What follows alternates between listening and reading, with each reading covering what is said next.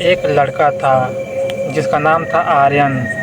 और आर्यन के कमरे में एक बहुत पुरानी दीवार घड़ी टंगी थी और वो घड़ी उसके दादाजी के ज़माने की थी। और 94 दिनों से आर्यन ने गौर किया था कि वो घड़ी रात को ठीक 12 बजे 10 सेकंड के लिए रुक जाती है और फिर अपने आप चलने लगती है।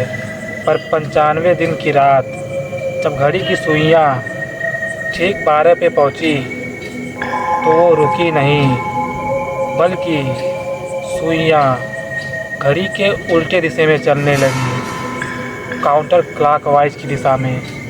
और वो घड़ी की सुइयाँ इतनी तेज़ी से घूमने लगी कि उस कमरे के अंदर का वक्त पीछे जाने लगा। आर्यन ने देखा कि उसके कमरे का पेंट उतर रहा है और कमरा पुराना होता जा रहा है। और अचानक घड़ी से एक आवाज़ आई, टिक टिक टिक। पर ये आवाज़ दीवार पर लगे घड़ी से नहीं, बल्कि आर्यन के अंदर से, सीने से आ रही थी।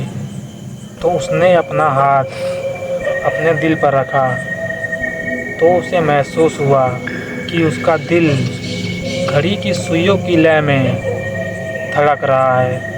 और जैसे ही घड़ी की सुई एक झटके में रुकी, आर्यन का शरीर पत्थर जैसा जम गया। घड़ी के अंदर से एक छोटा दरवाज़ा खुला और उसमें से एक काली परछाई बाहर आई।